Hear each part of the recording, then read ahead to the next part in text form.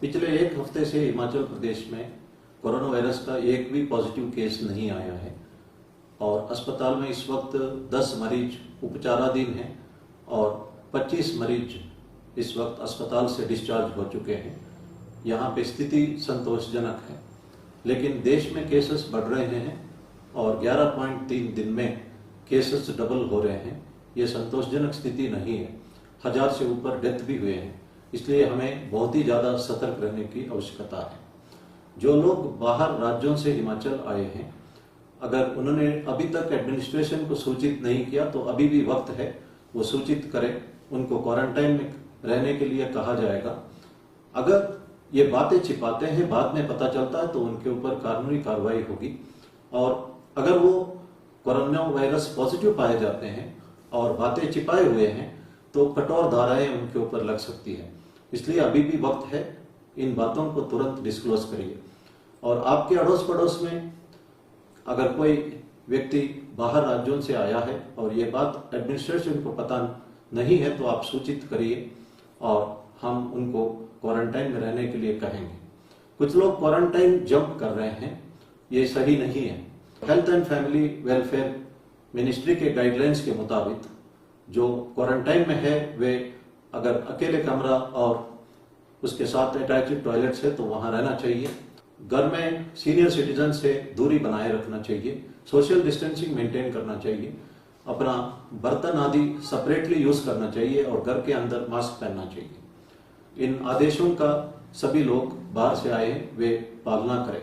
परवाणु में एक व्यक्ति इंस्टीट्यूशनल क्वारंटाइन से 5 बेडशीट बांध के बाहर निकला हुआ है, उसके ऊपर कानूनी कार्रवाई की जाएगी।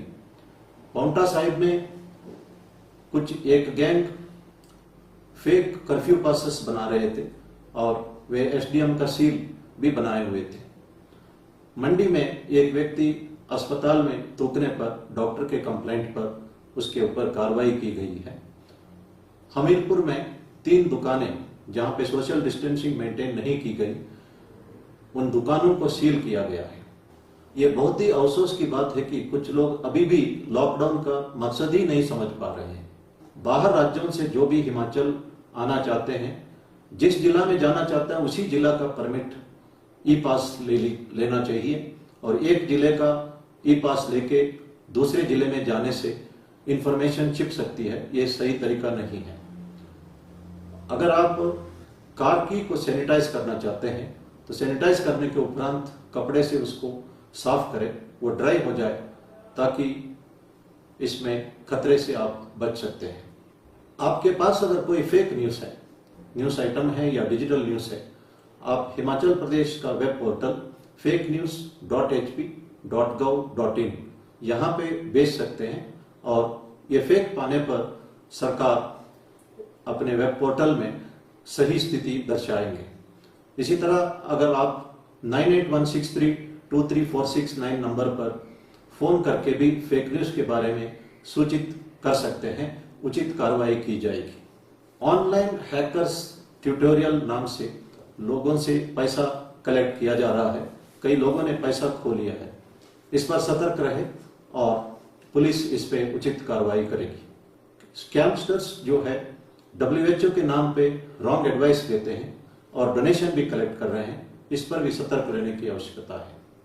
गूगल डूडल वेब पोर्टल से बच्चे गेम्स खेल सकते हैं, ये खतरनाक गेम्स नहीं है। WHO चिल्ड्रन स्टोरीज यंगस्टर्स को और बच्चों को कोविड-19 से फाइट करने के बारे में सहायता मिल सकती है, इसका आप उपयोग कर सकते हैं। हमारे स्वतंत्र सेनानी कई बार जेल जा चुके हैं। हर बार उन्हें जब जेल की सजा सुनाई जाती थी तो वे इस आशा से जेल की सजा काटते थे कि भारत आजाद होगा। महात्मा गांधी जी एक कर्मयोगी थे। वे हमेशा देश को स्वावलंबी होने पर जोर देते थे। जब उनकी डेथ हो रही थी, उन्होंने ये कहा था कि हे राम राम। भगवत गीता में कहा है कि कोई भी आखिरी सांस में भगवान को याद करता है, वो भगवान में लीन होता है। और गांधी जी में ये बात हम देख सकते हैं। महात्मा गांधी जी अपनी मां से पूछा था, how to get happiness and contentment in life. माता ने कहा था कि if you save one life and wipe out the sufferings of a few, you get complete satisfaction in life. अगर आप एक आदमी का जान बचाओगे और कुछ लोगों का कष्ट दूर करोगे, आपको पूर्ण संतुष्टि लाइफ में मिलेगी।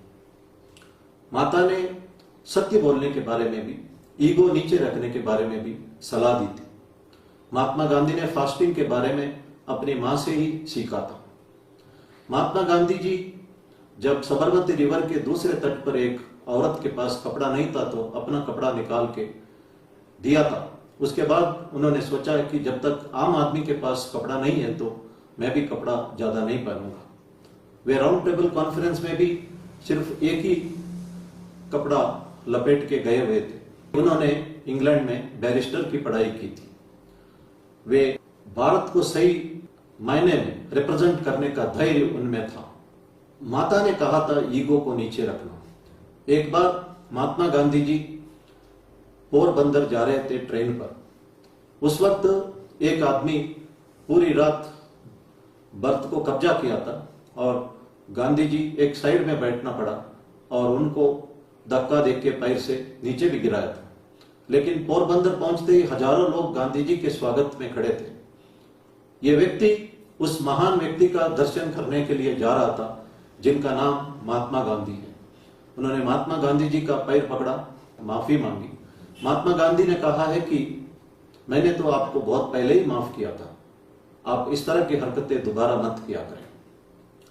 मैंने कहा था कि नेल्सन मंडेला दोबारा राष्ट्रपति बनने से मना किया था, लेकिन महात्मा गांधी जी किसी भी पद को स्वीकार ही नहीं किया था।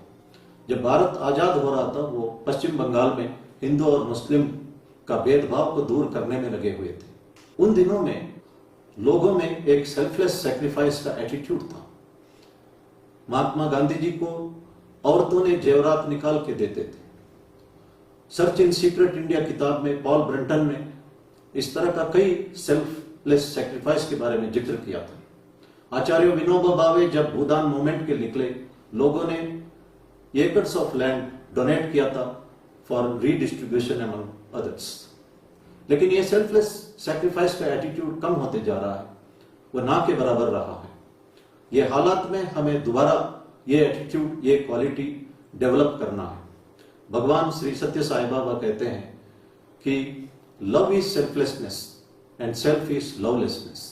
The purpose of life is to move from lovelessness to love, from selfish to selflessness, and that is called self realisation. हम अपना कर्तव्य पालना करें, एक दूसरे का मदद करें, and let us make this opportunity to introspect ourselves and improve ourselves. धन्यवाद।